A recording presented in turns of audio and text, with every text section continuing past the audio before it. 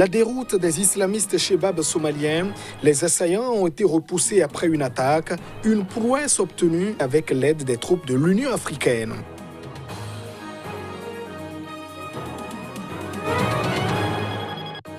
Le Cameroun fait peau neuve à l'approche du championnat d'Afrique des Nations 2020 qui se tient en avril prochain. La ville de Douala se fait belle.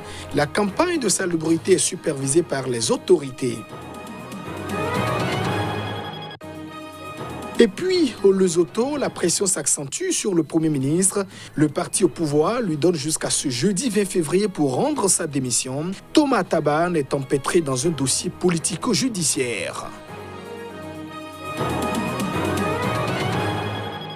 Et voilà pour le sommaire de cette édition. Merci de nous choisir pour vous informer. Les islamistes Chebab ont attaqué ce mercredi 2 bases militaires somaliennes. Ils ont été tout de même repoussés avec l'aide des troupes de l'Union africaine. C'est ce qu'a indiqué un responsable de l'armée somalienne. Auparavant, les Chebab affiliés à Al-Qaïda ont aussi attaqué la base militaire de Sel Salini, située à une trentaine de kilomètres du lieu d'attaque précédent. Dans l'attaque la plus importante, un kamikaze à bord d'un véhicule bourré d'explosifs a emprunté un poste menant à la base de Koriolé, située à environ 95 km à l'ouest de Mogadiscio, puis l'a fait exploser. Les terroristes ont mené une attaque contre les bases militaires de Koriolé et de Sil Salini, mais nos courageux garçons les ont repoussés, a déclaré Mohamed Adan, commandant dans une ville voisine.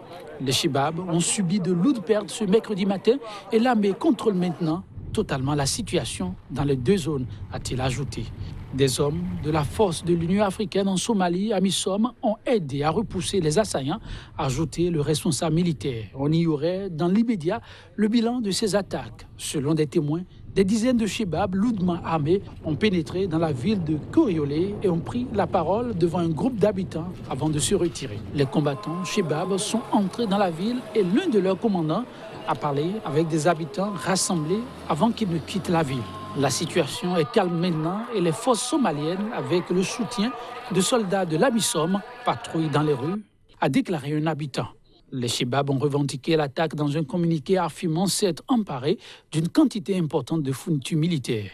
Les Chebab, qui sont affiliés à Al-Qaïda, mènent régulièrement des attaques à la voiture piégée.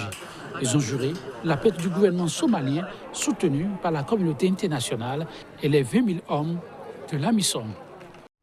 Et 3 civils camerounais ont été aussi tués dans la nuit du samedi à dimanche dans une localité de l'extrême nord du pays par le groupe djihadiste Boko Haram, selon évidemment les responsables sécuritaires de la région camerounaise joints donc au téléphone.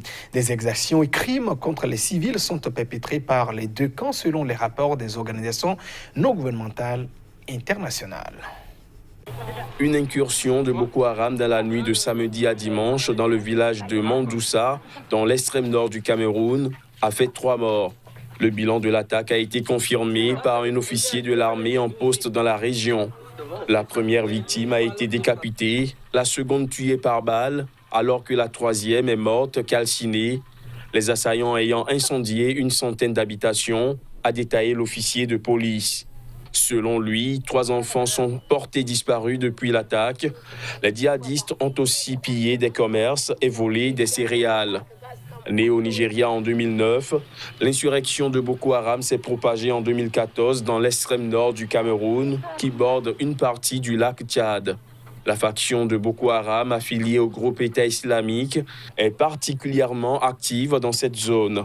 Depuis plusieurs mois, les attaques djihadistes se sont intensifiées autour du lac Tchad, partagé par le Tchad, le Cameroun, le Niger et le Nigeria. Dans l'extrême nord camerounais, ce regain d'attaques a été documenté par Amnesty International dans un rapport publié au mois de décembre dernier.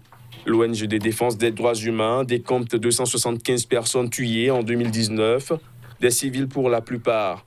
Outre ces attaques djihadistes dans le nord du Cameroun, le pays dirigé depuis 37 ans par Paul Biya est en proie depuis 2017 à un violent conflit dans l'ouest où l'armée et des groupes séparatistes s'affrontent dans les 2 régions anglophones. et une vingtaine de personnes ont été tuées aussi et plusieurs blessés. C'était ce lundi dernier dans une bousculade provoquée par une distribution de vivres et d'argent et à des réfugiés et à des personnes déplacées à Difa, dans le sud-est du Niger. Des sources humanitaires ont donc confirmé le nombre de tués. Les autorités se sont rendues sur les lieux pour assister les parents des victimes. Issa Lemine, le gouverneur de Difa, ville située au sud-est du Niger, a rendu visite aux blessés suite à une bousculade provoquée par une distribution de vivres et d'argent à des réfugiés et déplacés à la Maison des Jeunes et de la Culture. Nous avons un bilan provisoire de 20 morts, essentiellement des femmes et des enfants tués lors de cette bousculade, a expliqué un responsable médical. Selon le gouverneur de Difa, une première distribution s'est bien terminée dimanche. Et le lendemain, une deuxième opération de ce type devait avoir lieu à l'arène de lutte traditionnelle qui a été sécurisée pour la circonstance, mais les gens se sont plutôt dirigés vers le lieu de la distribution de la veille. Très tôt, aux environs de 1h GMT, les femmes se sont attroupées devant la Maison des Jeunes et de la Culture et à 5h GMT, quand le portail a été ouvert, il y a eu un mouvement d'ensemble et beaucoup de personnes étaient tombées et ont été piétinées. L'aide était offerte par Babagana Oumara Zulum, le gouverneur de l'État nigérian de Borno, qui est allé lundi visiter les sites de réfugiés nigériens ayant fui les attaques de Boko Haram et qui sont installés dans plusieurs zones de la région de Difa depuis 2015. En prélude à la tenue au Cameroun du championnat d'Afrique des Nations, CHAN 2020 en avril prochain, une caravane de propreté a été donc mise en place. Les autorités à divers niveaux de la ville prennent donc une part active dans cette campagne de salubrité. On voit tout cela dans ces images. Conduite par le gouverneur de la région du littoral accompagné du préfet du département du Wouri et du délégué du gouvernement, la caravane s'est déployée dans les artères de la ville de Douala, plus précisément au marché Bona Moussadi, stade du même quartier, rond-point d'Eido et Touché et enfin au stade Sandaga. À quoi le gouverneur a été ferme avec les tenanciers de petits commerces et responsables de boutiques. Nous tenons à dire que peut-être le prétexte des événements qui arrivent, à savoir le CHAN et la CAN, sont là, mais nous voulons que ce soit un réflexe qui doit aller au-delà de ces rencontres, que ce soit un réflexe pour que chaque jeudi, si nous faisons la propreté dans notre concession, je suis sûr et certain que la semaine suivante, nous aurons moins d'ordures et c'est comme ça que la ville de Douala deviendra une ville très propre. L'objectif de cette caravane est de mener des actions de sensibilisation, d'information et de lutte contre le désordre urbain afin de garantir de meilleures conditions de salubrité aux équipes participantes ainsi qu'à leurs différentes délégations. Cette action de salubrité sera périodique et à intervalles de temps réguliers. Chaque semaine, tous les jeudis, de 8h à 11h, nous devons amener nos populations à faire de la propreté. Une opération qui oblige des populations en vue de leur participation active pour faire de Douala une ville où il fait réellement bon vivre pour chacun et surtout pour les autres. Au Burundi, les travaux d'identification des victimes des crises ayant endeuillé le pays se poursuivent. La commission Vérité et Réconciliation a déjà identifié plus de 140 000 personnes tuées ou portées disparues. Des chiffres provisoires, affirme le président de la commission.